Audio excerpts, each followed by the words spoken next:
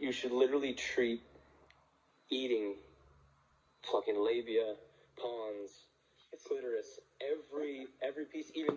Let this man be corny about eating pussy.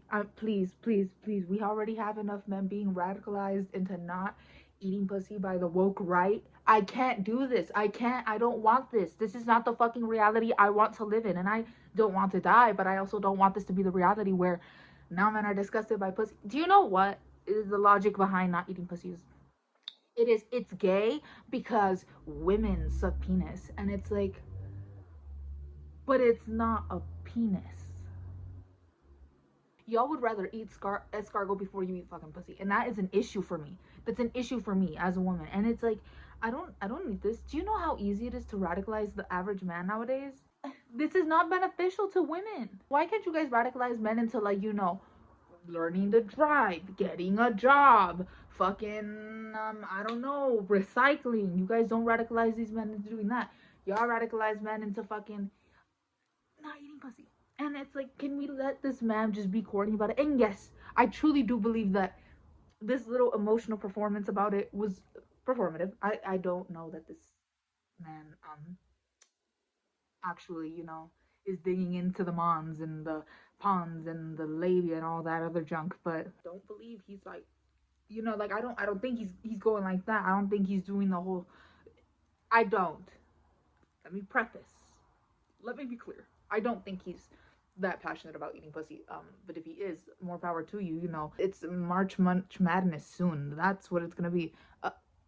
March Madness. I'm trademarking that in like a few weeks. So you gotta prepare. But the point is, if we don't let this man be openly corny about eating pussy, I feel like men who really are about eating pussy.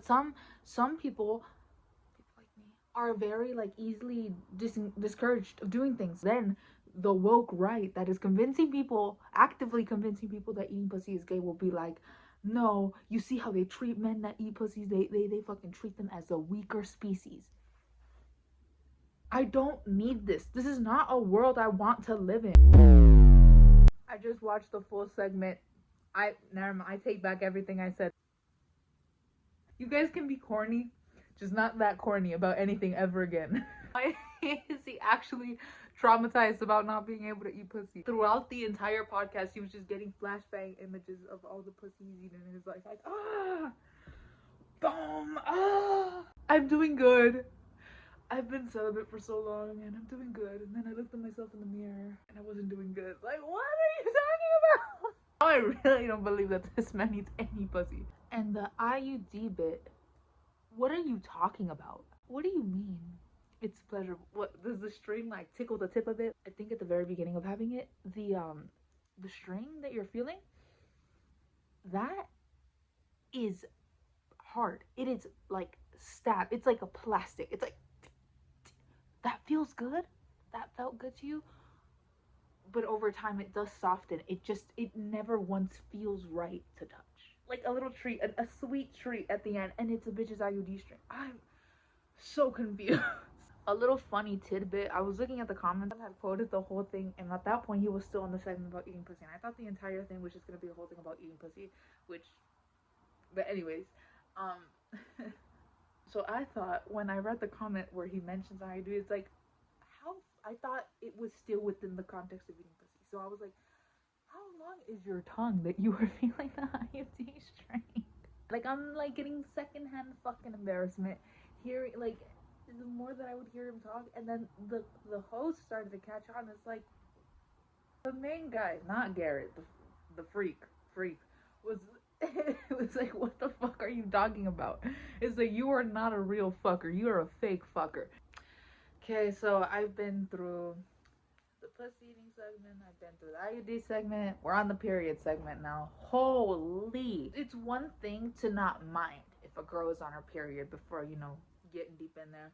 It's another thing to be excited about it.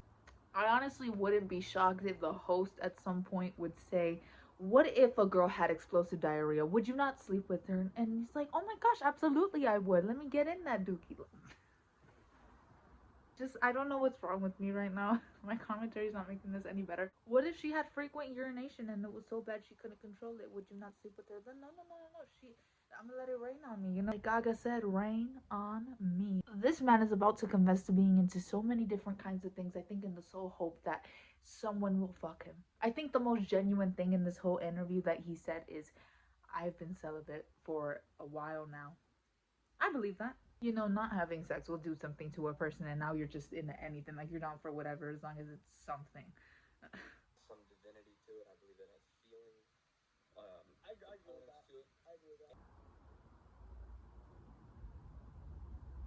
What the fuck are you talking about? I'm so concerned. I low-key do think, though, personally, that once blood gets involved, like, there's something there. Like, something psychologically happens, and not that it could be anything regarding spirituality. Maybe it does. I don't know. I'm a little bit crazy like that. But I'm not saying the divinity of thy blood. Samantha, slow down. What are you talking about? What are you talking about? I don't even know what to say. I take back everything I said on the first portion of this video. You can be corny, but you can't do this. This is so Kendall Roy coded. Holy fuck. Watch Succession if you haven't already, but holy, what are you talking about? I have a bone to pick with something he's saying. Not to be that person, but I'm gonna be that person. He's saying that the blood comes from the cervix. I mean, it falls through the cervix, but it actually comes from the uterus. So, ding-a-ling-a-ling-a-ling. We need a ban podcast. Why the fuck are podcasts still a thing? This would have never happened if, you know, if instead of focusing on, you know, the 10 trans athletes that there are in existence and shit like that, or I don't know, the Gulf of fucking America. Why doesn't Trump ban podcasts in the microphones like mic sales? There should be none of that shit unless you're doing ASMR or something of value. No, get rid of it, and get rid of it immediately. Anyway, that's all I wanted to talk about. I saw that clip a while back, like not a while back, like a few days back, and I didn't think it was gonna be that bad until I finally watched the full thing. But I'm kind of glad and kind of not glad that I watched it. Anyways, that's all for today.